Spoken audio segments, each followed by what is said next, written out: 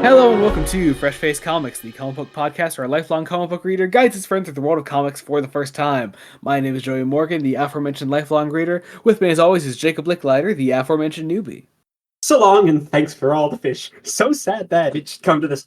It's episode Oh 42, wow, and we're doing Aquaman. that was I had horrible. to. That That was was really terrible. bad. I really hated that. Yeah, look, it's episode 42. I had to Yeah, slip a Douglas Adams reference in there yeah, somehow, even if and it also was. thanks for all the fish. I mean, you can't. Yeah, It really couldn't be more perfect, I guess. But no, also, no. that kind of makes me hate it even more. Yeah, Is the that's what we thing. did. So, Yeah.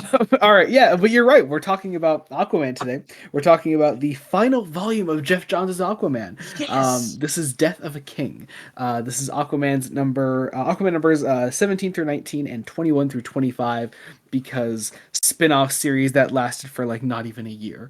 Um, Didn't but yeah, even last year. That's that. I know it's only collected in like 2 volumes. I don't think it's a full 12 issues even. I don't think. I haven't read it. I probably should read it. Um, but yeah. Anyway, let's do this. Non-spoiler section first. Jacob, what is Aquaman Death of a King about? Um, well, Narrow it it's down to a few things. I was gonna say it's about a lot of things, all vying for time. So Mm. it is about Arthur Curry adjusting to life as King of Atlantis, which should be the main thrust. It's not. It- Does the story have a main thrust? no, it doesn't. That's the problem. So yeah. This is Jeff Johns splitting his attention somehow between like three different arcs. Here's the like okay, look, I don't think it's a bad collection. I really don't. I think it's a fine set of 8 issues here. But it seemed like we were at an impasse where it was like Johns had one of two options. He could either quit the book at Throne of Atlantis and let someone else take King Arthur in another direction, or he could keep it going, have a damn near Green Lantern length era run in the book, and want to kill himself by the end. So he wanted to do the first option, which was quit after Throne of Atlantis, but DC was like, wait, stick around for a little bit longer and do all those cool things you want to do. So what Johns ended up doing was he decided to take his Green Lantern length run on the book and smash it into 8 fucking issues. Is that what is you know? That is completely speculative, but it You very know much what? But it very much seems like something similar happened. it definitely does, because you have really what this should be. This should be the follow up to Throne of Atlantis. Issue 17 is the follow up to Throne of Atlantis. It's the epilogue. Uh-huh. And that is fascinating. Yeah. And then like 5 or 6 different plot threads emerge.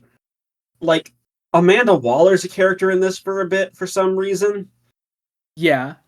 And then also what's interesting is on John's wanting to end it after Throne of Atlantis, presumably. This has been my theory for a very long time.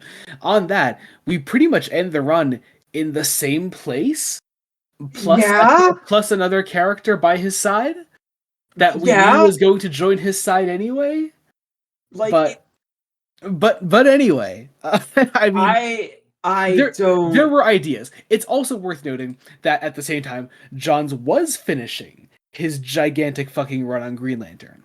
So he was splitting himself between those things. And he Green was Lantern, still writing Justice League. he was still writing Justice League as well, yeah. He was doing a lot and I think JLA was still going at the time. Well, Either it that must or have been. It must have yeah. been, because JLA was going when Trinity War was happening. Yeah. So yeah, So he was doing a there's lot. there's a lot. Yeah. And you can Um, tell, like, That said, though, there's a lot of stuff to enjoy. Like John still writes with it with a decent flair that's really fun and easy to read. Paul Pelletier's art is fucking awesome. Paul Pelletier's art is fascinating for how Yeah, well it suits this book. yeah. For a run that I always found at least was so synonymous with the look of Ivan Reis. Paul Pelletier is a very fitting artist for the book at this Yeah, point. and I think he stays on for more of the New 52. He does, yes, yeah. When I believe Jeff Parker takes over, yeah. Yes, Um, yes. Which that'd be interesting to see what happens Where someone takes it after this, yeah. Especially considering the New 52. This is one of the series of the New 52 that got the full 52 Yeah. issues, Yep. and Most of the big leaguers got a full 52. yeah. Actually, I think all the big leaguers got a full 52. I mean, I can't imagine. I don't think any of them got less than 52. Yeah, anyway. Let's get into some Twitter questions now. Yes. So we have two from our friend Kian. Kian first says, "This guy again. All he does is talk to fish." I should also mention when he first sent in this comment, he made a typo. Oh, I did not notice that. Yeah, no, instead of talk to fish, all he does is fish. Nice. And I mean, that is true. That is more accurate than the refined statement, Kian. That is technically true. I also realized I never said his at. So in his second question, Kian at Kian the Quark says, "Fun fact: in France, Aquaman is called Le Aquaman." Which I can't tell if he's fucking with us or not. To be honest, he's fucking with us. I can't tell what he's supposed to be fucking us. Like, why is he fucking with us? Is it because Paul Pelletier is clearly a French name? Maybe. But also, if you were calling him Le Aquaman, which is the Aquaman, I believe you would just take out the E from LE from Le. You would just put an apostrophe there, and it would be L'Aquaman, wouldn't it? Because it's two vowels. Okay, I took French a very long time ago, but I'm pretty sure that's how that works. So here's the thing: I've never taken French. I had taken French, and I forgot most of it, but I think that's accurate. That might be accurate. Fuck you, Kian. Both of your questions suck. We do know someone who speaks French. Will actually speaks a little French. He might know. Yeah. Let us consult him. Eventually. We'll get back to you on this. Yeah. Next up, our friend English Giraffe at English_giraffe says, "I really like Paul Pelletier's art in this. I can't fucking speak today. Generally, I think he's one of the most underrated artists out there, especially adore whenever he does a Hulk comic. I've seen some of his Hulk work. It's really great stuff. Just a great artist in general. I really love his stuff." Yes. Next up, our friend Jamie at Jamie_season7 says, "When are you doing the Dan Abnett run, Joey? I know how much you love his work." And Jamie, look, listen to, because I know you listen to every episode, Jamie. Listen, I was going to give Abnett's Guardians another chance sometime in the near future, but now that's out the fucking window. Fuck that shit. I mean, we could do his Aquaman run though. We could, it's his Rebirth stuff, which I've never actually given a chance, and I probably should we can. So. I mean, if the plan is just to continue the New 52 Aquaman, like, is very pretty much, Whenever we do more Aquaman, we'll just continue with the Jeff Parker stuff, and we'll keep going from there. So, and New 52 ends on Abnett and goes straight into his Rebirth stuff. So, So we'll get some Dan Abnett, even if Joey is mixed on him as a writer, I guess. Yeah, I mean, look, there's some Abnett I like, very little Abnett I like. I like The Harvest. I like The Harvest. The Harvest is good, but that's an audio drama, not a comic. Yes, but I mean, look.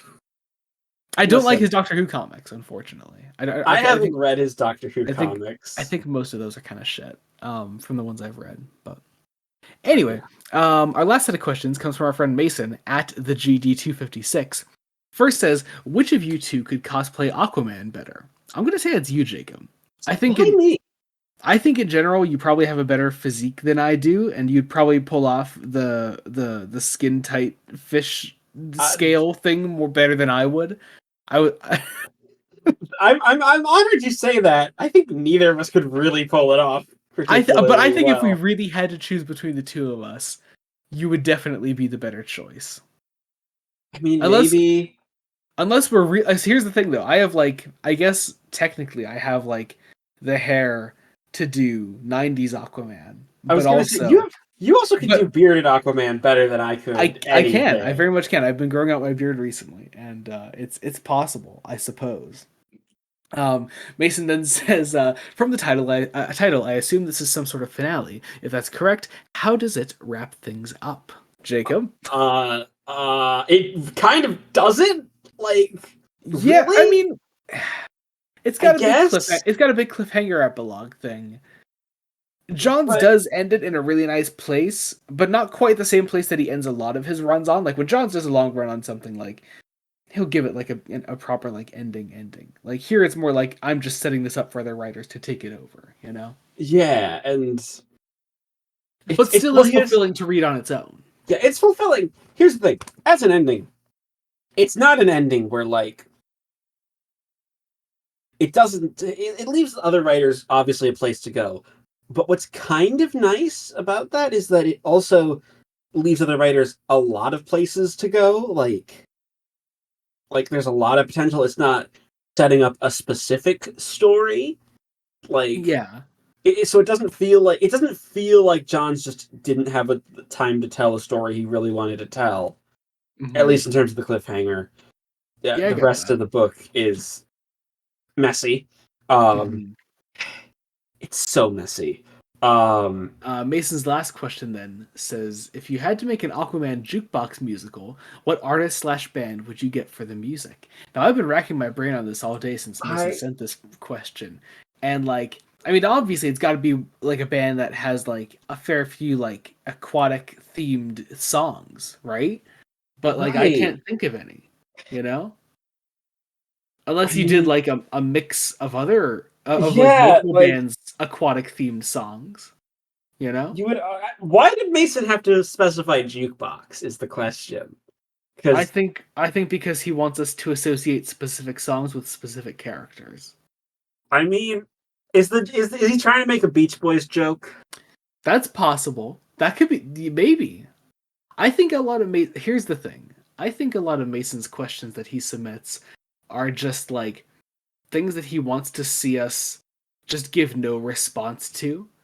And I think we give him far too much of our time on these things. Yes, but But we need to give also, him responses. yeah, but also we're gonna be missing out on good Mason questions next time for a This specific is reason. true. So I think we should enjoy this one while it lasts. This is So true. like I have no answer to this third question, but I'm glad you asked it, Mason. Thank you, thank you.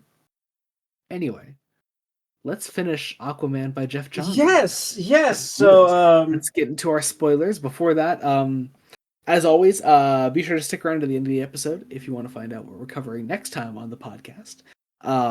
Also, we'll leave Amazon links to this book and the book that we're covering next time on the podcast down in the description below. You can go check those out. Is that it? I guess before we get into spoilers, anything yeah. else to cover? Uh, Pick it up because I mean, if you like the rest of the John's run, like you know, it's nice to see it end. it's an It's ending. just Yeah, it's it's just not quite not. the ending one would expect. It's kind of fizzling out, but like somehow fizzling out with grace, a little bit of grace. Um, Yeah. yeah, Johns knows how to end on a flourish at least, you know? yeah, He does something nice. yeah. All right, let's get into this. Aquaman number 17. We are officially in spoiler territory. If you have not read this or you just don't give a fuck, you can leave now or stick around, whatever the hell you want to do. So literally all of the art in this is done by Paul Pelletier, both covers and interiors. Yes, which It's gives it a really nice, nice. consistent look. Yeah, Um, yeah, I definitely. think I think I didn't appreciate Pelletier's art as much in Throne of Atlantis Mm. because Well, I think mostly because we had done so much Ivan Reis at that time, and I think it was just the look of that story for the most part. yeah, But the fact um, that, like, you know, the Aquaman book was fully changing hands over to Paul Pelletier at the time is kind of goes unnoticed because, again, Ivan Reis was doing both Justice League and Aquaman artwork at the time, and he was only going to stick around with one. So, so yeah, so yeah. we have some very nice art, um, and so this issue is the Throne of Atlantis epilogue Yes. specifically. So it Um, says. so it says. Yeah. Um, part of me kind of wishes it was in the Throne of Atlantis Aquaman collection, honestly. Um, Yeah. but Yeah. also part of me understands why it's here. Well, Um, because so much of this issue in particular just feels like it's setting up Death of a King rather than ending off Throne of Atlantis. yeah. Um, but we have our opening exploring the new status quo Mm-hmm. of, you know, we have these whalers um, murdering, harvesting some whales. Um, And turns out, surprise, they're doing it illegally. Yep. And Um, Arthur comes here to stop this. He comes with his Atlantean troop. okay, Arthur Curry with like a crew of Atlanteans as a king with underlings. I don't want to say it feels weird. Well, I mean, considering the only version of the character you've read so far is an Arthur who has not Is taken loner taken his Arthur, place on yeah. the throne. Yeah, exactly. Like he's not Yeah. there yet. So But seeing him here, like this technically is a bit closer to where he was before the New 52 than and this anything is and after. see, Yeah. I don't hate it. I love the Atlantean designs of the armor basically being the Ocean Master costume. Yeah. Um Yeah. but also what I find interesting is that one of the stronger threads of this book um, is Arthur's internal conflict of I have to be a king and I don't kind of want to be a king. Mhm. Um, Specifically, like he has to be a king to Atlantis, but also he's still a man of two worlds, and he wants to respect both worlds. So we see here, like he's dealing out punishment to these whalers, and these soldiers that he's with want to like do worse things to these whalers than Arthur is willing, and he's like, no, we're not going to just gonna fucking murder them.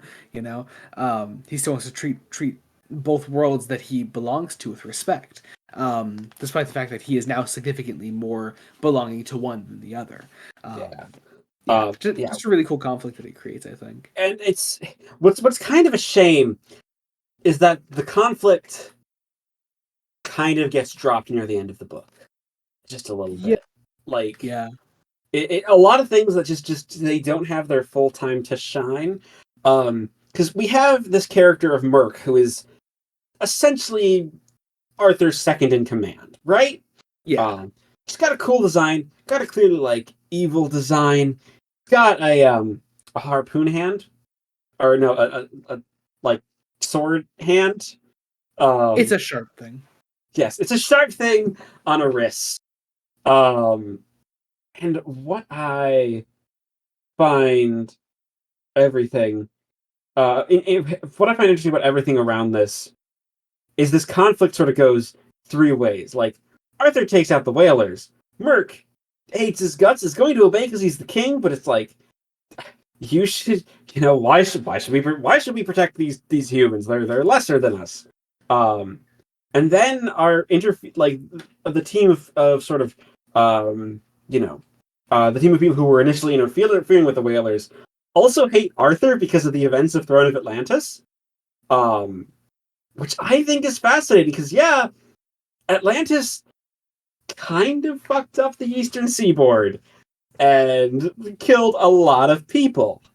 Um, and it creates this interesting tension between Atlantis and the surface world that I wish could be explored just a bit more. Um, and it doesn't even need to be like a big, like DC universe spanning threat. It can be like relegated to sort of a small scale threat with just the ordinary people of the world. So then, so we transition from this scene. Then actually, we go down into the ocean here, and I love the way Paletti like draws all these scenes of just I don't know the deep. It's just really cool to see. I don't know. I like it. It's nice. It's again, it's a very different style from Ivan Reis in a lot of ways, Mhm. which Oh, totally. I Yeah, think works yeah. uh, I agree. and helps. But Arthur's also called then to meet Amanda Waller, Hmm. who Which uh, she's here. she's here. Uh, yeah, so It's interesting because I think this is.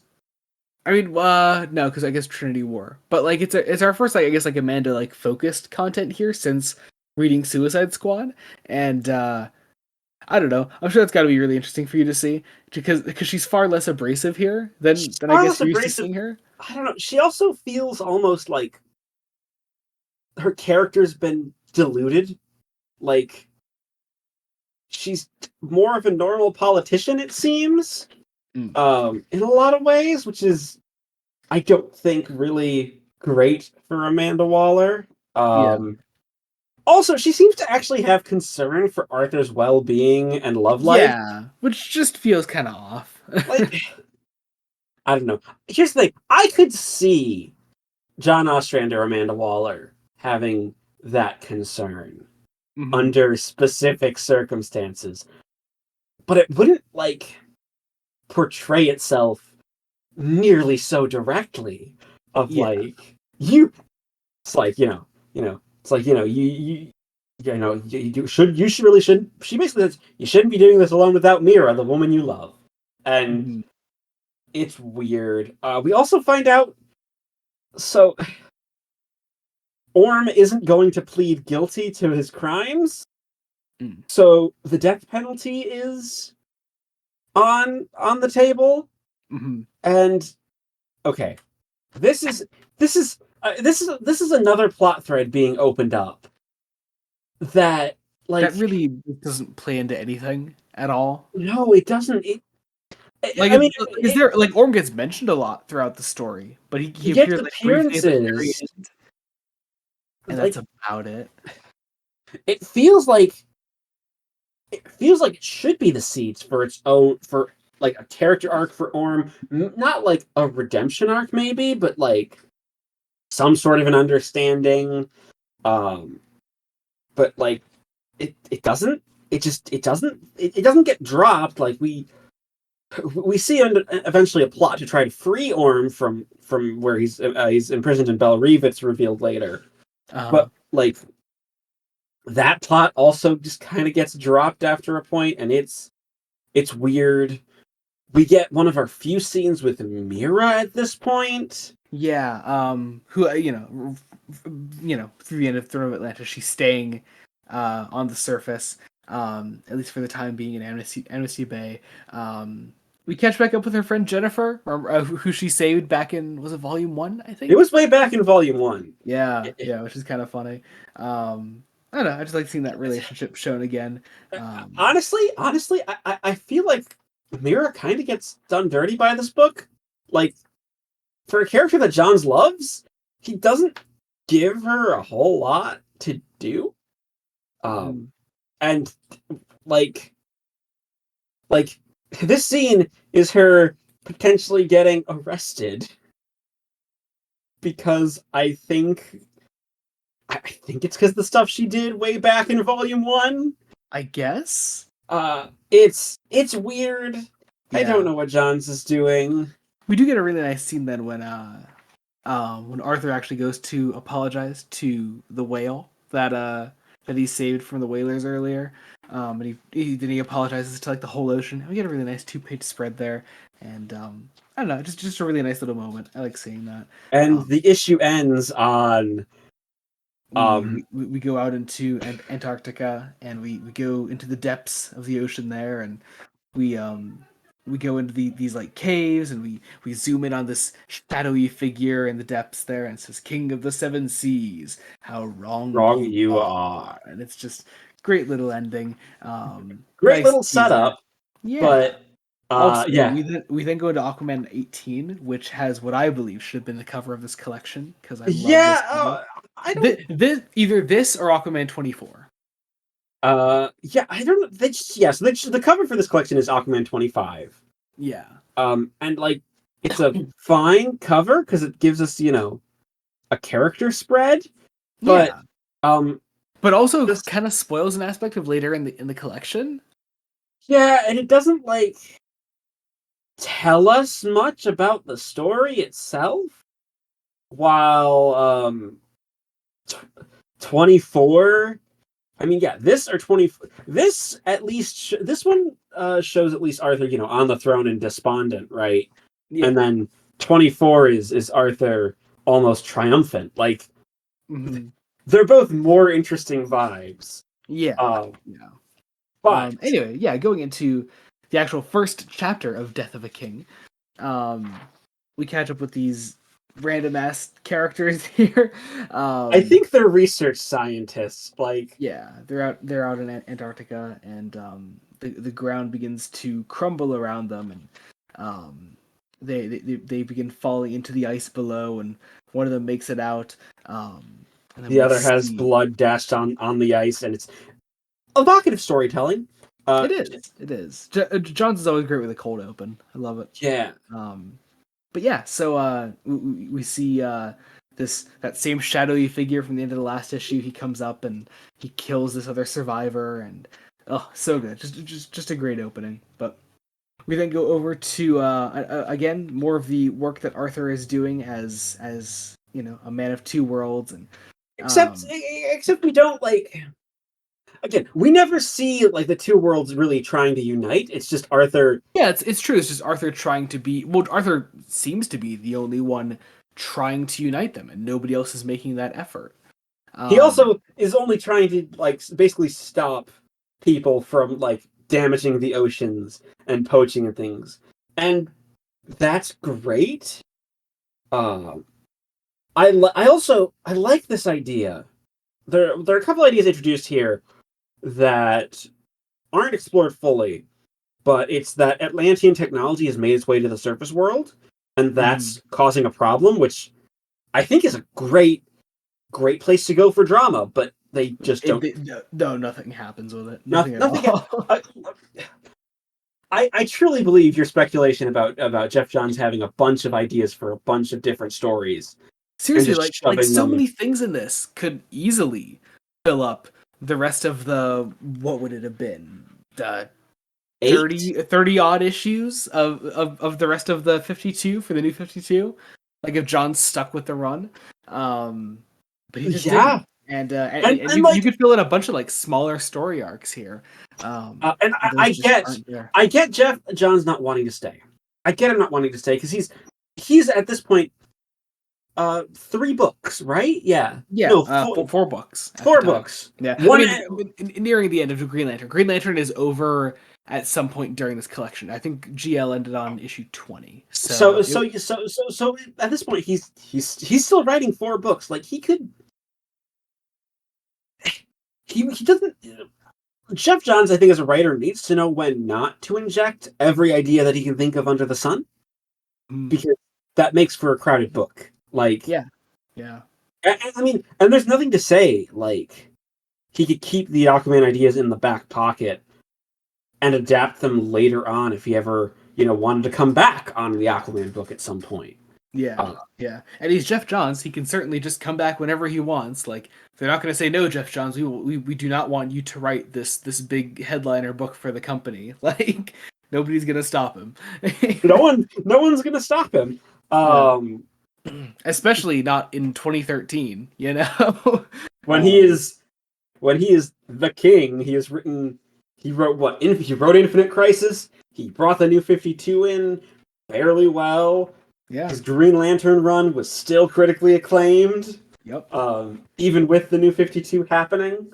Yeah, because that's one of my favorite things about that. When we eventually get to that point in his GL stuff, like, he didn't let the new 52 stop him with Green Lantern for some reason. Like, he just sort of just kept going from where Green Lantern left off at the end of the pre-52 stuff. And at that point, I kind of just want to laugh because, like, it's so funny, man.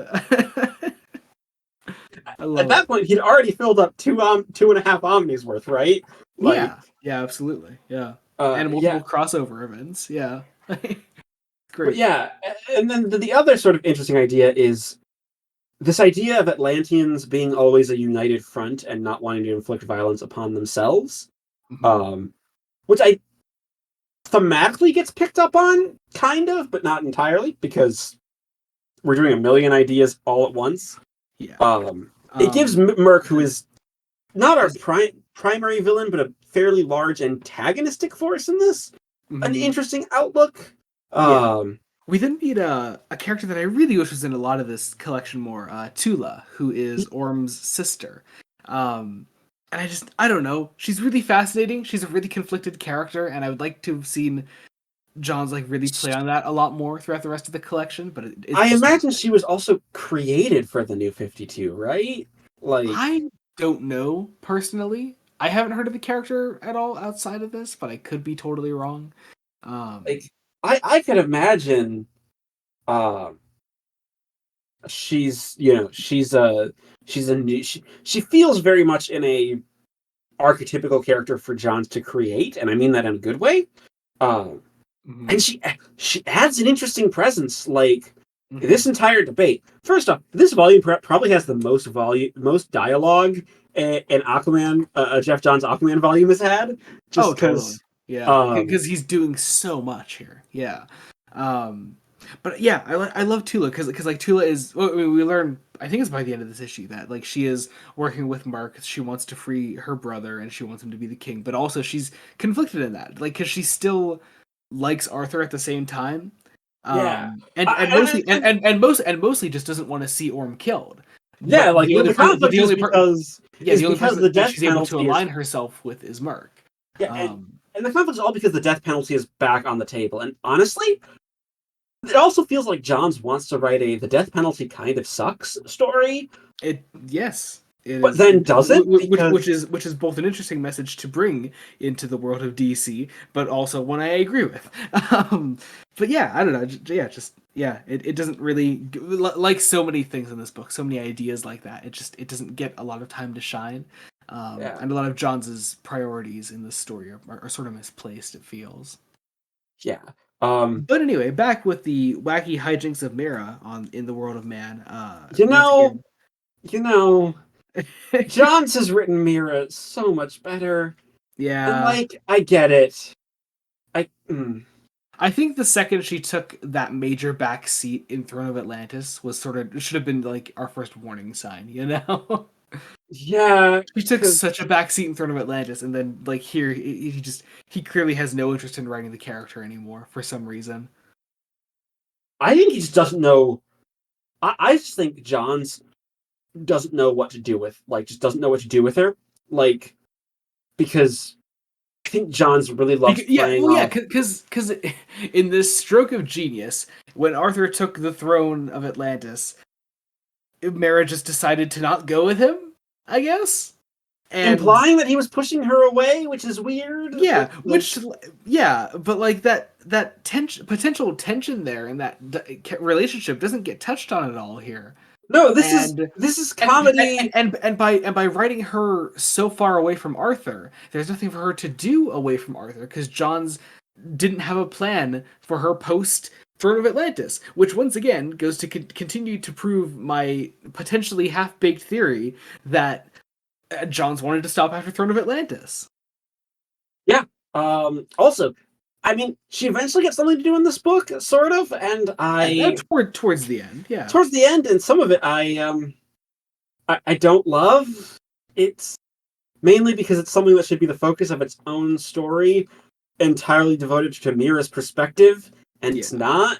Like, when it should Could be be. another really nice, like, do you remember that single issue in the first volume where we focused entirely on what Mira was doing while Arthur was away? Um like that could be its own issue entirely if this was like a full-fledged like continuation of John's Aquaman run, but instead it's just these little one-page scenes that offer nothing for her That character. are honestly, I feel like the One Piece scenes feels like, oh, we need to cut away, or else we can't transition properly to the next scene. Yeah. Um, But then when we because do transition into the next scene, we meet another character that I wish got so much more time in this book, which is Ern, who is the keeper of the prisons where Volko is being held at the moment. And I love the tension between Arthur and Volko. It's yeah, great. yeah, Um, Volko is one of the stronger aspects of this book, I feel. Because there is a really interesting character there in Throne of Atlantis in Volko that like you could really play on here, and Johns I think does for the most part use Volko to his fullest potential here. yeah, it's just, again, it's sort of the issue of all these ideas are vying for attention because he gets information from Volko to go after Peter Mortimer, the scavenger, who is the weapons dealer of Atlantean weapons. And again, the Atlantean weapons plot, it becomes a plot, but it, like, Johns doesn't do much with it. Like, Yeah, it, in plot thread number 10, like the scavenger is also here, I guess. you know, just it doesn't do much. Anyway, then we find out that Tula and Merc are sort of working together. Again, just a dynamic that doesn't really do too much throughout the yeah, rest I of the book. mean, And I it's wish there got to save Orm, apparently, but it doesn't go anywhere. And then we have our cliffhanger back with Mira running away from the police because we're bringing up that plot again. Mhm. And suddenly, it's snowy, it's winter in Amnesty Bay, and our villainous Storm figure. comes in. Yeah, these like it becomes an ice and snowstorm, and yeah, this I love the design of this character. This old zombie ice king thing comes out of the snow, and I don't know, just looks really awesome, and actually takes up the cover of the next issue, and I love that. I don't know. Actually, I guess because I haven't asked one of these questions in a while. Did you have any theories as to who this character was when you first saw him? I so I had to. I guessed he was an Atlantean, possibly deity, Okay, possibly. that would have been cool. Obviously, his armor is Atlantean, and it's oddly enough. I had a feeling that this would be the king that there's a death of, just because this arc. So this arc is called Death of a King, but um, technically the king doesn't die because No, Arthur's the king, yeah. and the title feels weird. Is it? Well, I mean, it's pretty. I mean, it's. I think it's talking about. Okay, I mean, spoilers for the rest of the book if you haven't read it for some reason. This character is King Atlan, the first king of Atlantis. And I think it's referring to his death in the past. Is what this title is Yeah. referring to. I also think I know there's a famous Aquaman story called like Death of the Prince. I believe so. From like Yeah. the I know. 90s or something. Mm-hmm. So maybe it's John's one, because the New 52 like to play on like classic story titles, it seems. Oh, very much so. This is. I mean, this came out right around the same time as Death of the Family. Yeah. Batman, so. So it's interesting. As a Anyway, villain, I love his presence. I love his yeah. presence. Yeah. Um, Because actually, wait, didn't they do King Atlan in the 2018 Aquaman movie? yeah. And wasn't he played by Graham McTavish? Yes. Yes, he was. That's a great voice to imagine for this character. Yes. There's a reason. It was that's sort of the similar voice that I heard in my head. That makes sense. Makes sense. Anyway, Yes. on to Aquaman number 19. King Chapter 2. I love the opening of this with Aquaman contacting this Oh. yes, who I adore. Just giant sea monster, gentle giant type character. Really I know fun. that Topo in the Silver Age was just an octopus, Mm-hmm. because, and you know what? I love that Johns isn't afraid to at least try to bring the character back. Oh, Johns loves his just classic comics in general, and he loves like modernizing them in really cool ways.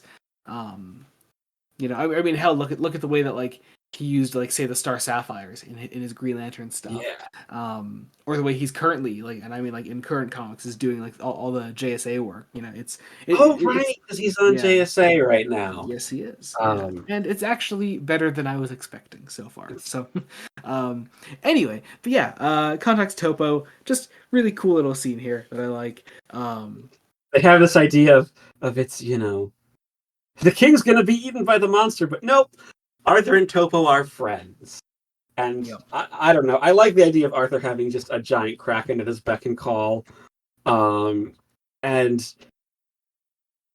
he sends Topo after the scavenger to restrain him. And then we have one of our few scenes with Orm.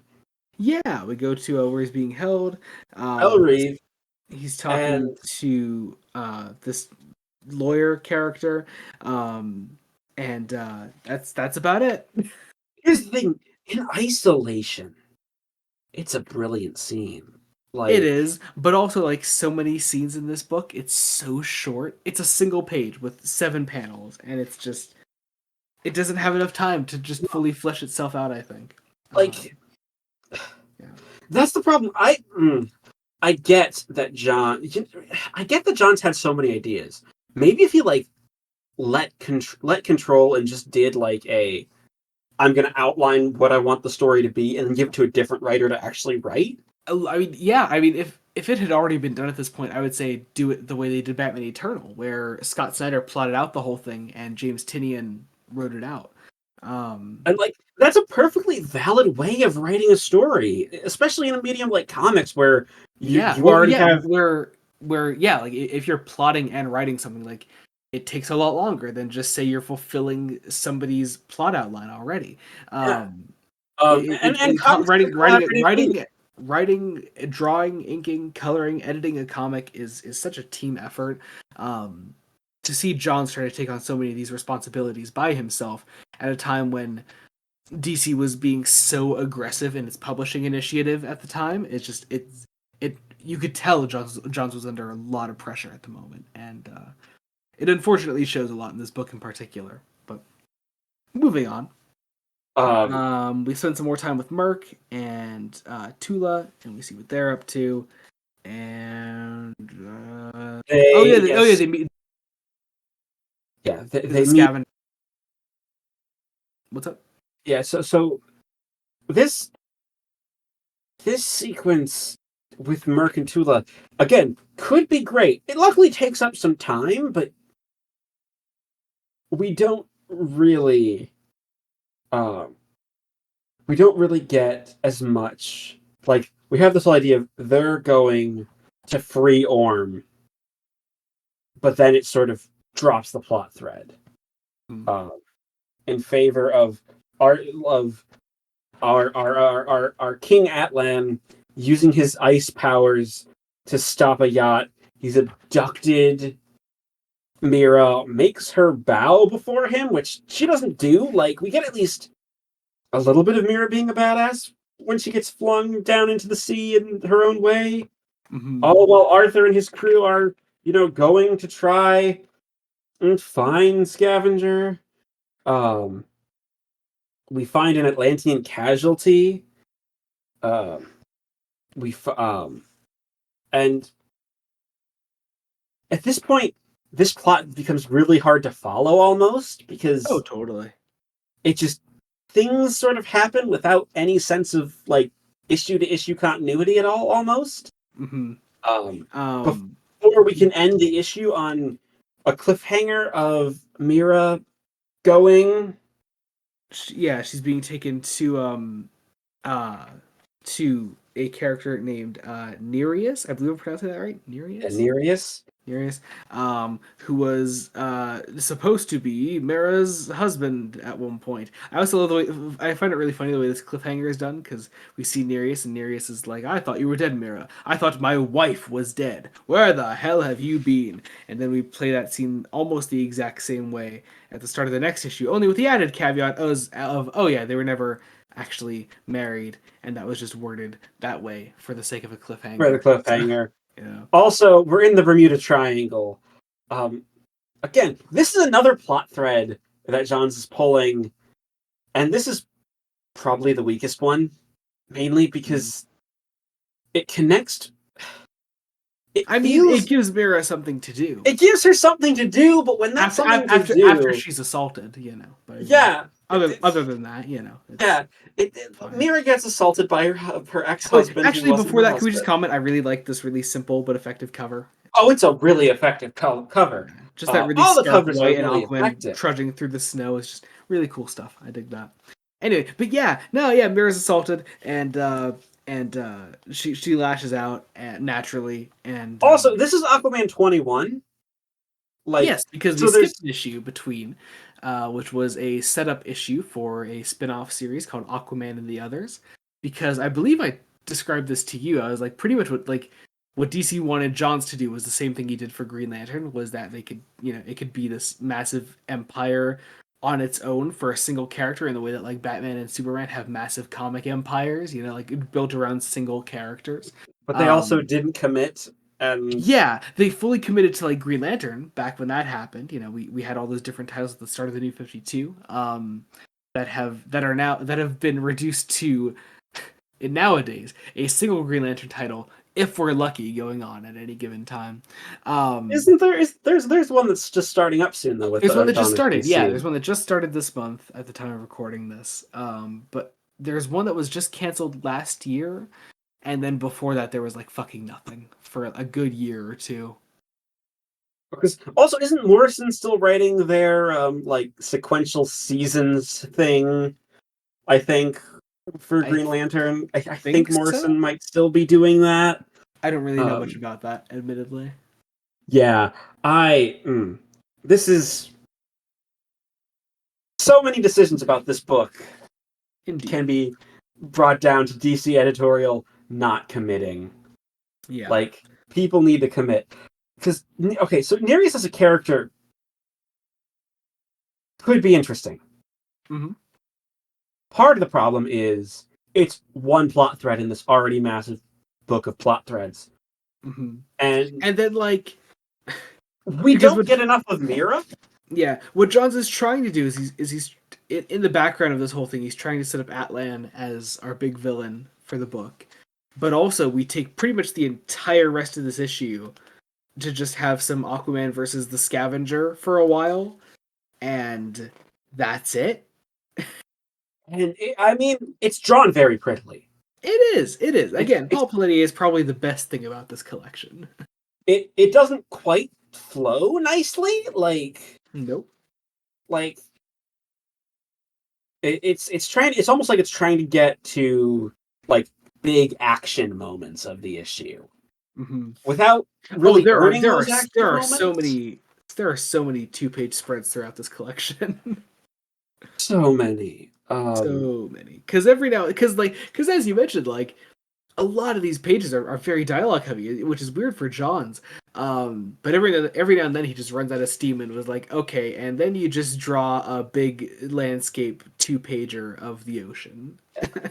There's also a great world building after sort of the big scavenger fight where they take the victim that they found sort of in Scavenger's like lab and they use Atlantean medical technology, which looks cool. It involves leeches and seaweed wraps, and I think it's just interesting technology that could really, if you devoted some time to it, would be fascinating to explore.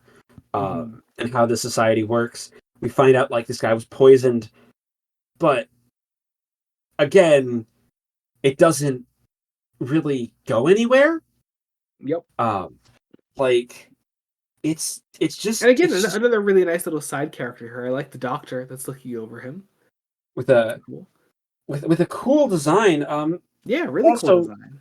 does this doctor character get a name? I don't think Uh, she I'm not does. sure. Oh, Doctor Rodon. Rodon. Okay, they name her once because this is like her one scene, Hmm. and Johns has set up potentially fascinating characters and isn't really pulling going through on any of them. Hey, Like speaking of potentially fascinating characters, we get another really quick 1-page scene between Merc and Tula. half a page. Yep, it is not even a full page. You are correct. Yeah. Because I it's it's such a this needs a thing. You have Mira going against her husband before I keep calling him her husband. For Nereus before Atlan shows up and freezes people. Yep. Um Aquaman goes to save everyone, but it comes face to face with Atlan himself for the first time, and it's the reveal of there's this really telling page. It's the second to last page of the issue where they just show a single panel. There's 8 panels on this page. They show a single panel of just all these different fucking plot threads going on at the same time, and you just realize how bloated this book is halfway through. and it's not even blood great because then we end on Atlantis is being invaded again, and it's like Yep. wait, hang on, what? Yep. Like I like you going back on it, you can see the threads coming, but they're not like the this is yanking threads together and not letting them work themselves together into a nice tapestry. This is just tying things quickly as you can Hmm. because we are at like this is chapter 3 of an arc that's 7 issues long, right? Yep. And we're moving into the official halfway point here of just the story. This is Death of a King chapter 4 in Aquaman number, what is it, 22? 22. 22. I can count. I love the image Um, of Arthur and Mira just trapped in the ice. oh, yeah. Um, Yeah, it's really cool. Yeah, so we open with Merc and Tula trying to rescue Orm. We also there's a conversation about who's able to drive a truck, as Mhm. well as again another idea of let's talk about climate change and how it's screwing up the ocean biology without actually committing to like telling a story about that at all. Yep. Again, nothing commits here is the problem. Um, I is really it? want to know when we get into this first actual scene then between Arthur and Atlan, what Atlan gains in just not telling Arthur anything and being really cryptic. Um, I mean, Like, Atlan gives Arthur absolutely no information that is useful to him. He doesn't it, tell him who he is. He doesn't tell Arthur these supposed lies that he's been told all his life, the truth about yeah, those. it's Nothing as is a like just I get it like on a story level, it would be really stupid if Atlan just explained everything to Arthur right now. But also, Atlan as a character has absolutely nothing to lose at this point. yeah like dear listener, I rewatched the original Star Wars trilogy recently, and the way Empire Strikes Back plays the big twist of you know uh Vader being Luke's father. I guess spoilers for Star Wars if you don't know that twist If you don't already. know Star Wars, yeah. But like it's the that scene is the first time these characters have met. And And also, John's it sounds like something that Vader doesn't want to say to Luke in that moment. yeah, He's not like itching to tell him, you know, but like because Vader does have something to lose if he tells Luke that he's his father. and it feels like Johns is trying to set up a scene like that, but utterly failing. Yeah, yeah, I Because get that. I think it's probably at this point where Johns has decided on the time skip that's going to be a thing. Because Yeah, remember, there's and a so time. he's trying to get us to this massive just collision point between all of our plot threads, so that it all just goes to shit, and we could do our time jump and then do our last two issues. But until then, it's just okay. Arthur calls in some sharks and Saves breaks it, Miro, which is nice. Nice that they actually get to share 3 panels together. If you want to get technical. and now Um, apparently Scavenger is taking over Atlantis, and I don't know how he does this. I don't know how I don't know how Scavenger beat the might of Atlantis with some guys and some stolen Atlantean tech. I and don't quite understand that, but sure.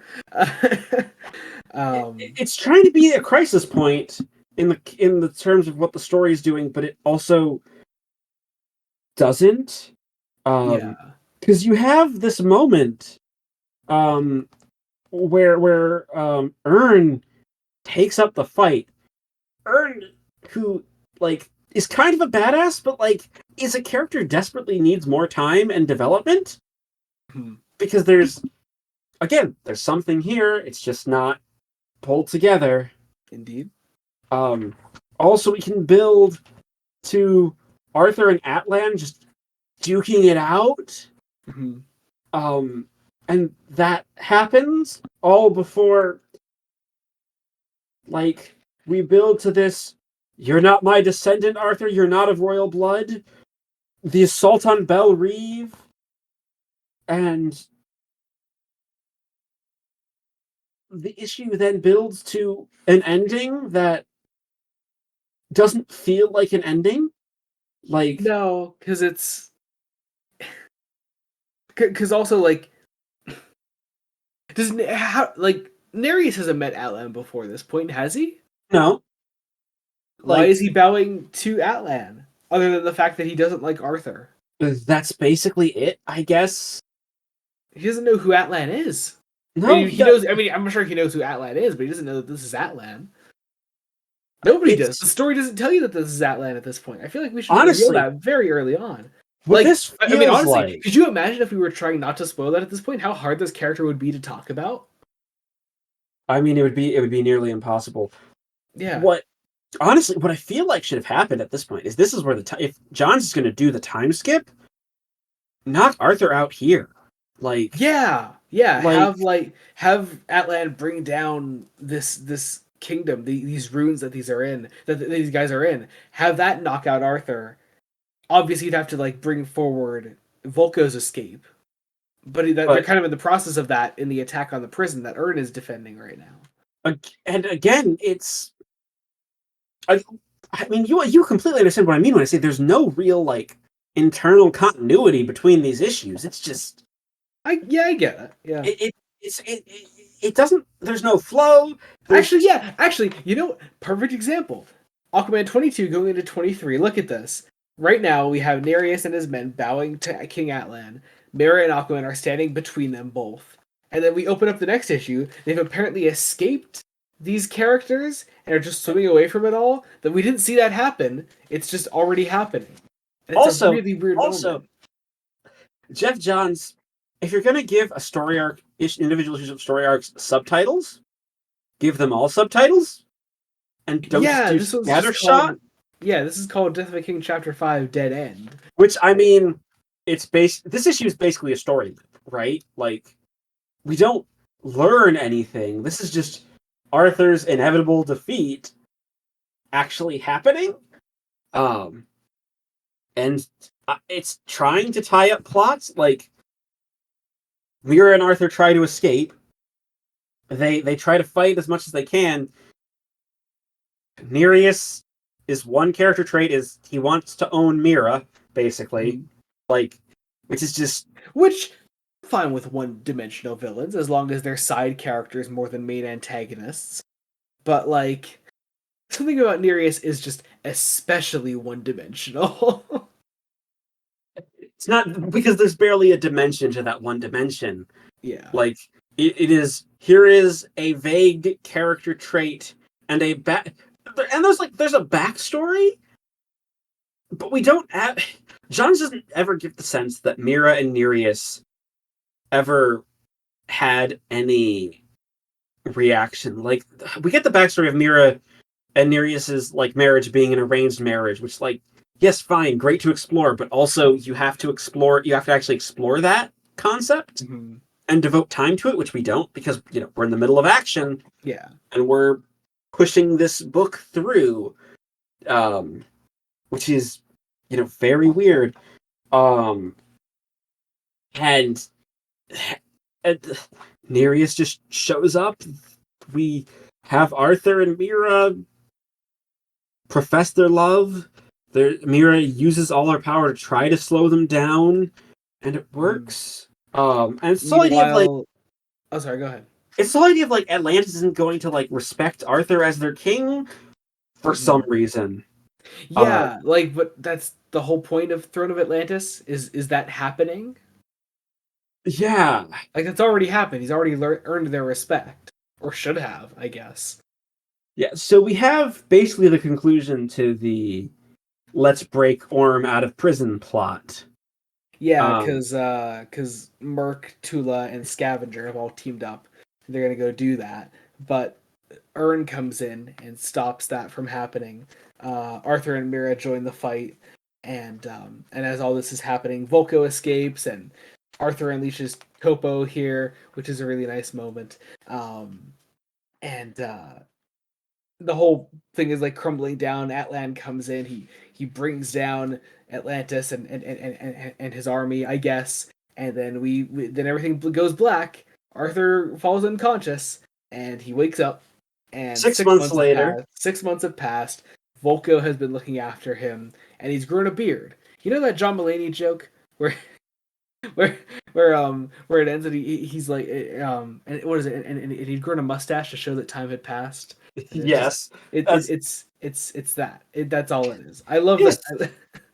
Here's the thing. I actually like this design for Aquaman. Like, yeah, especially in the next cover. Like, the next cover is probably my favorite one of the whole collection for Aquaman 24. Yeah, I really love that cover. But like, this time skip is already a problem because we are bypassing 6 months of in-universe time, which would probably be at least a year's worth of issues, right? Like, probably more. Yeah, probably more. Yeah. Being conservative, like at this point, my notes are just kind of scattershot because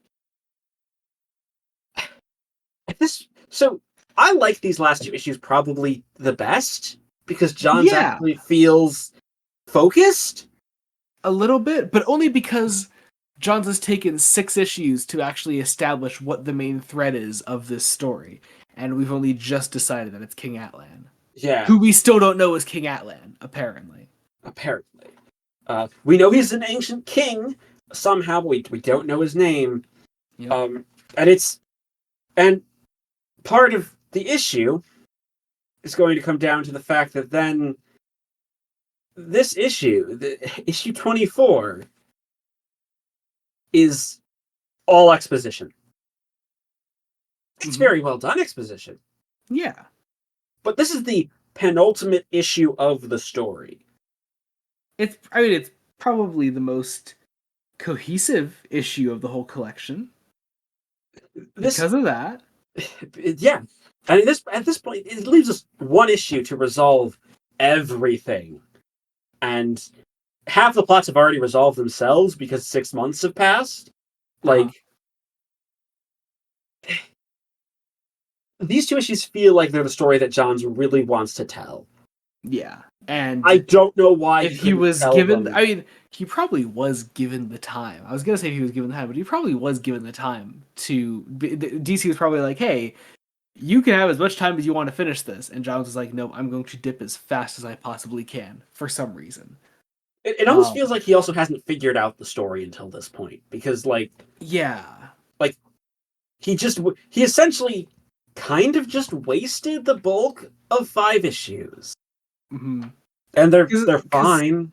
Because what we do here is, so Volko takes Arthur to this ancient tome of Atlantean kings, I guess, and has him sit on this throne, and it engulfs him in ice, and he gets told the story of King Atlan and his brother and all that, and we do a double whammy twist reveal here that first off, the king that we've been fighting is King Atlan, and two, that Arthur is not in fact the descendant of King Atlan. He is the descendant of the brother, the evil brother that tried to take over. Yes. And so it's also drawn beautifully. it's very nice. But also, that second twist, the one where he's actually the descendant of the brother, is way more effective than the King Atlan twist. And I don't know why Johns felt the need to do both these twists at the same time. Yeah, I mean, again, I just really think we should have known it was Atlan way earlier. We also, here's the one issue with the twist is that because we're so far in, we don't get any time really with Arthur to process this twist, to see how this I really want to see like Arthur like struggle with that idea, you know. And it doesn't have to be like an internal conflict of my life is a lie. It's got to be I may not actually be king, and that's going to be different. And the truth, the truth of do you want to do a sins of the father type story? What do you want to do, Johns? And you almost need more time to do the story you really seem to want to tell. But here's also the thing that baffles me. Ready for this? Because I really don't get what made King Atlan in the past a really terrible person, apparently. Because here, I will read it straight. It says, "The years passed and Atlantis grew, as did Atlan's tolerance for outsiders, inviting all people to join the great nation. But he was leading us towards a world of mongrels. He turned no one away from the city of Atlantis. He had to be stopped, and finally, there were those that swore to stop him." So, racism? Yeah! And that makes Atlan... because Atlan is accepting of other races, that makes him a villain, apparently? Yeah, I guess. And that because Arthur is the descendant of the brother instead, that makes him good because the brother is the guy that wanted racial purity in Atlantis? Even though the positions are kind of, I guess, switched now in the present, I don't think Johns has thought his messaging through at all. It almost feels like Atlan should be the brother instead that kills the king. It just he really didn't think this through. No. This twist kind of took me by some I didn't remember too much about this book on reread. But this twist I completely blindsided me once again because I don't know. I don't quite get what Johns is trying to say here. I mean, it's a hostile takeover of Atlantis, right? So, Hmm. like, our Atlan as our villain in the present just seems to be acting out of wanting his birthright back, which, like, okay. Hmm. He's also not acting like, I mean, I guess a bunch of time would make anyone bitter. He's bitter. He's acting out of revenge. Like it's like that. That's what makes him a villain there. But I'm saying like what makes him a villain in the flashbacks. Yeah, and I mean, it may, well, I'd say unreliable narrator, but it's a chair that's doing it, not Volko. Yeah, Because it's Volko's a not. racist. Like, that's Yeah, that's a big defining part of Volko's character is he's kind of a yeah. racist. Volko agrees with the brother, which is what makes Arthur a hero in Volko's eyes because he's the descendant of the brother that Volko agrees with. Yeah, I don't know what Because the idea is John's. that Volko knew this the entire time. He knew that Arthur's bloodline was a lie. The whole time he Yeah, knew him. I don't know how he knew that, but he knew that. maybe was Volko's maybe supposed to be like an actual villain, and just John's didn't commit to it. Maybe. Well, Volko is a villain. Is the Yeah, but idea? like a Yeah. villain that Arthur needs to actually take down and defeat, and not just imprison. Because this is a this is a weird issue. It That it is. it it's it's just Anyway, it's weird. so yeah, so we learn that Atlan is the one that sunk Atlantis, and that's that. That's essentially all we're leading up to here. We But also find out that there were 7 kingdoms in total, and the Trench were one of them. Now that's actually a cool idea of that is, and seven actually kingdoms for leads to seven probably my seas. it leads to probably my favorite aspect of the final issue that we're coming up on Yes, here.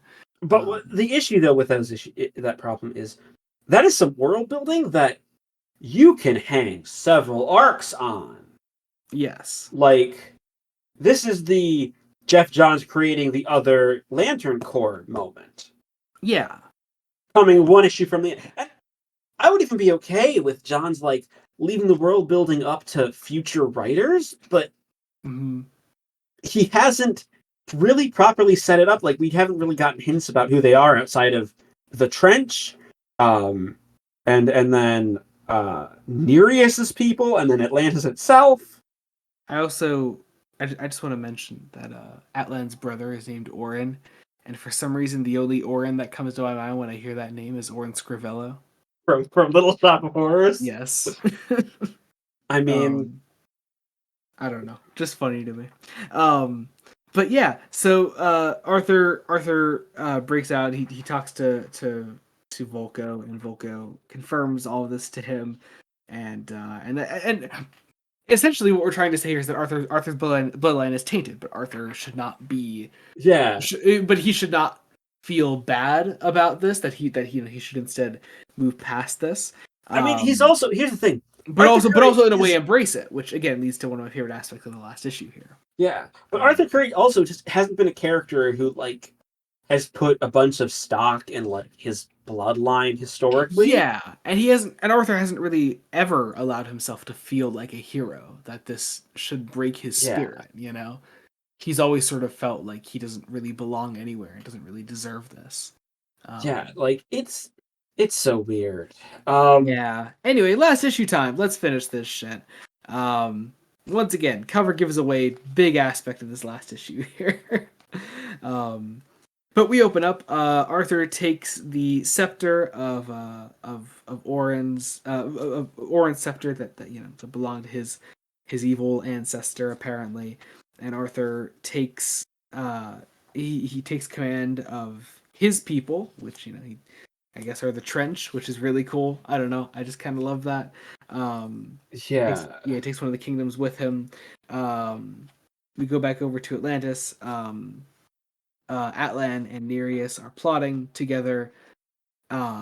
Mira is imprisoned and talking to Nereus, and we all find out then that Arthur is still alive, and we get this great 2-page spread where he's with the Trench, and it's just I don't know. I just love that imagery, and I just love that idea so much. It's again, really awesome. it's such a shame that this is all compressed into one issue. Oh my god, it's just slammed together into this really dense tome of a book. It's just I will say, Arthur reunited with Mira, gorgeous, amazing. very nice scene. I always love Arthur and Mira as a couple. They're great. I really wish we got more of this couple in this book. Please give it to me. Give it Yes. to me. But yeah, fight breaks out. That's essentially what the rest of this is. It's just a big fight, just a big fight, and a very pretty fight because Paul Pelletier. But that's what it is. It's a big fight. Also, it finds out that like Atlan is now enslaving his own people. Again, Johns, you just set up Atlan as a character who should not do this, right? Like, Yeah, like Atlan is accepting of these people. Like and it's just, he's not. the messaging is very mixed. I don't know.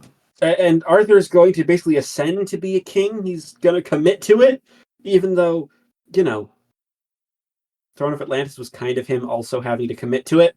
Like, the, an underwater geyser breaks out. yeah, and this causes Atlan to melt. Yeah, Atlan is burned in magma and melted. And this burns the scepter that Arthur is carrying with it. And then he ascends from the molten everything. Yeah. Reunites with Mira. We never find out what the fuck happened to Volko. Nereus is just pissed off, I guess. Angry? And, yeah, that's it. Nereus faces no consequences. We have this very nice scene of, you know, it's like, oh, if you're with me, Mira, I can be happy. As you know, you're down here by my side, we can do this together. I can be happy. I'll always be happy with you.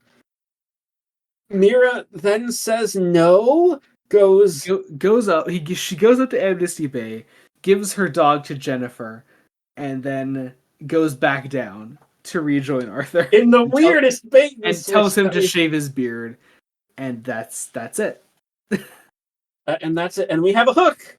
Oh, we do. Yes, we have an epilogue here where Orm is with a woman, and that's that. Oh, and Nereus goes to see him because because also, apparently now Nereus is a follower of Orm. Was he ever before? No, he just wants to own Mira. Is the thing.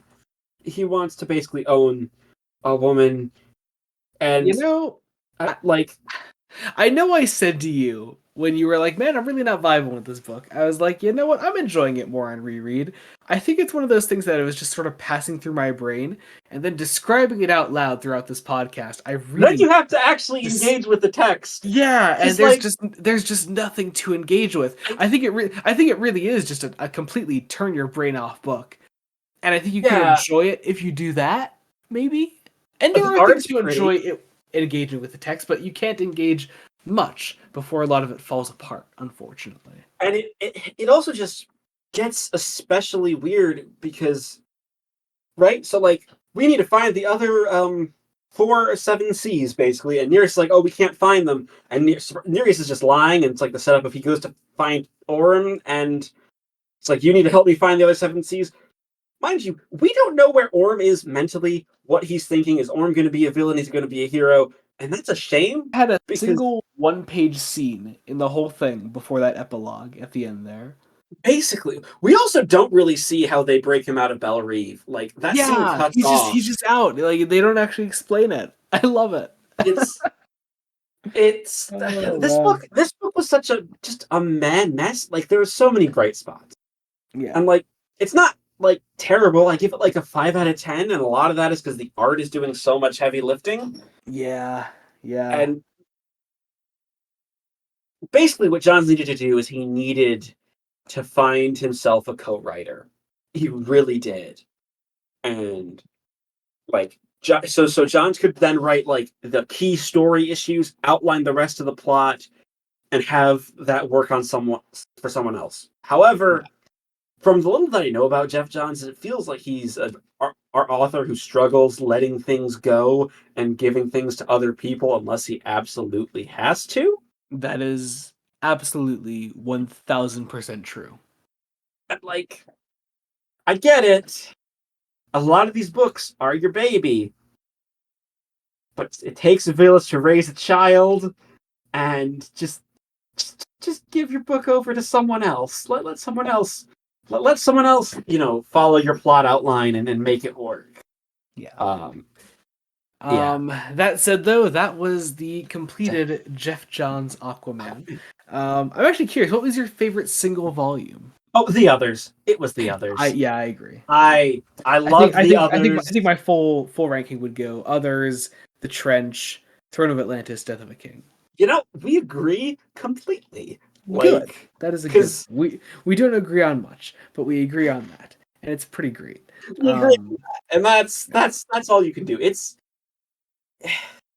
such a shame. That said, though, the Others in the Trench are pretty close to each other quality Yeah, wise. I like The Others slightly more, but I think it's because there's a bit more of an interesting character focus. Also, Johns gets kind of wacky with The Others in places, which, Mhm. like, go wacky. It's very fun at times. Yeah. But is that it? I guess That that's it. That's it. that's it. That is it. This was such a short episode, dude. I mean, they're just. I hate to say it. I don't want to apologize to our listeners for being kind of short. There just wasn't that much to talk about. Yeah. I have a feeling that Aquaman and the Lost Kingdom might be taking cues from the plot threads that Johns leaves hanging with the whole idea of a Lost Kingdom. I certainly hope so. Uh, especially considering that now that you've read this, you can see that James Wan also used some beats from this in Aquaman 20. yeah, there are beats from this. Like, Yeah. Aquaman 2018 somehow manages to adapt all of the Johns run very Successfully? cleverly. Yeah. Like, obviously, it isn't like all a one-to-one adaptation, which is fine. Like, No, it doesn't need to be 1-to-1. Yeah, it just has to be good, and it's good. yeah, It's a good film. It's a really good film. It has Um, Julie Andrews as a giant sea monster. It's true, and what more could you want at the end of the day? But hey, Dick Van I Dyke is a think we rival did. giant sea monster. Yeah.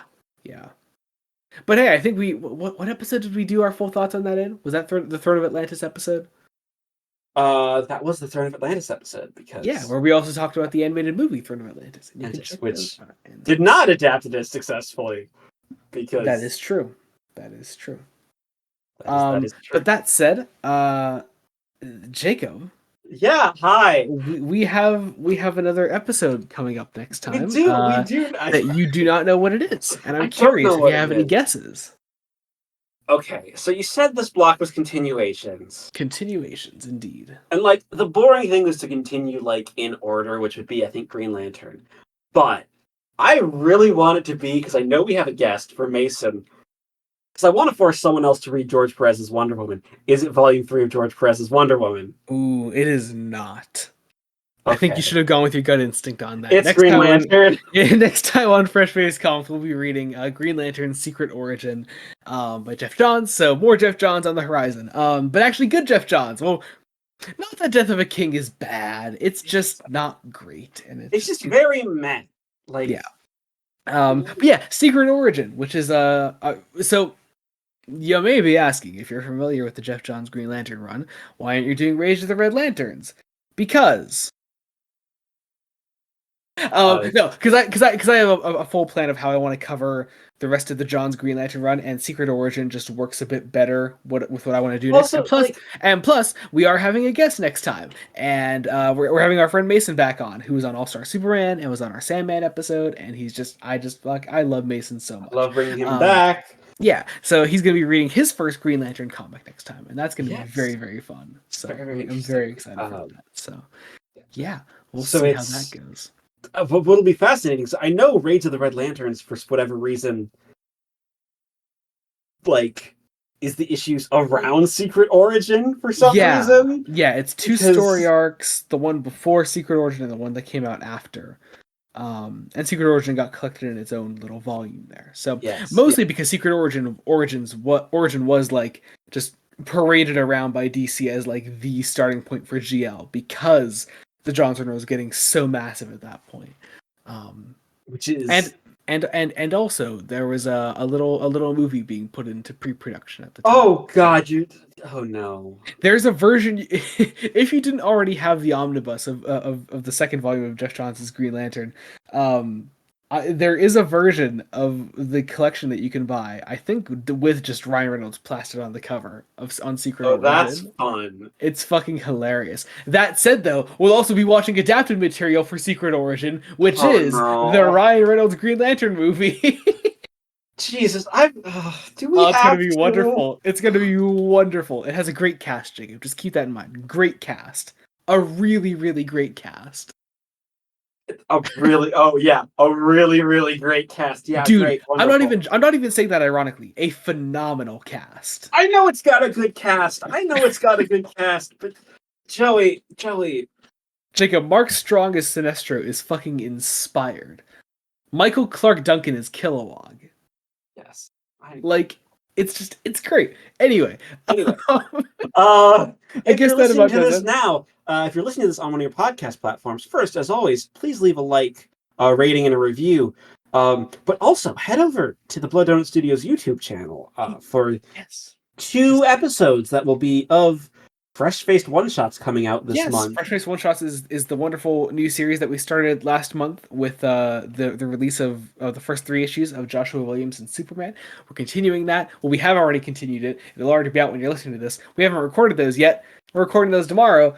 Recording schedules are weird. But yeah, be sure to check those out. We have covered Superman number 4 and Batman Brave and the Bold number 1, which is very cool. And certainly was in many ways was both not what I expected at all and exactly what I wanted. Yes, it's a fascinating book. I'm sure we have plenty to talk about with both of those episodes. Yeah, and also I think is it a good time to talk about our next thing that we'll be doing on Fresh Face One Shots, because we're starting up a 3rd series. Yeah, the 3rd series that starts next month. Yeah, in June. Yeah. Yep. Starting up in June. Tom King's Wonder Woman. Yes. Yeah, so, we're so basically right now with the Fresh Face One Shots, we're doing something for each of the Trinity. For each of the Trinity, yes. Yeah, which is really cool, and I'm really I hope I enjoy that structure. But I'm enjoying it so far. It's been awesome, and I'm so excited that you're reading current comics. Yes. So yeah. I'm gonna throw you into Jeff Johns' JSA next. JSA next. Characters we haven't covered on the podcast. Here's the thing though, like DC isn't even pretending that it's a good jumping on point. It's not. Like it's very continuity heavy. You would be completely lost if you read that thing. Good to know. This is why we're just doing the Trinity. We're just doing Trinity. Indeed. For now. So, yeah.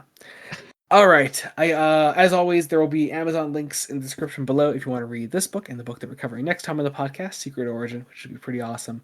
I'll leave our link trees down in the description below. As always, you can follow us on Twitter, other places, and subscribe to Blood Donut Studios on YouTube. As Jacob mentioned, leave ratings and reviews wherever you're listening to us. It means a lot. I know. If you like Star Trek, Joey has been... Yes, we've been watching Star Trek. We've just started season 2 recently on the channel, which is very cool. Well, I haven't yet because I don't watch those till the weekend before. It's really funny because recording-wise, we're starting season 3 soon, actually. Oh, that's fun. Dude, we're so far ahead in recordings. It's awesome.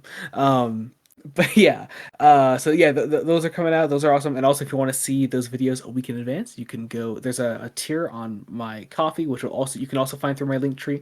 You can go check those videos out a week early for a monthly price, which is pretty awesome. So yeah, also follow Jacob's blog because that's really cool, and he posts a lot of cool things on there. Yep, I've been doing Star Trek reviews on there. I've been reviewing RTD's Year of Doctor Who, several books, a bunch of things. Not as much this month, because this month ended up being oddly busy for no real reason. Man. You are telling me. Oh, fuck me. Fuck this month. I fucking hate it. All right, I guess that about does it. Thank you all so much for listening. I guess that until next time, this has been Joey Morgan and Jacob Licklider. Goodbye.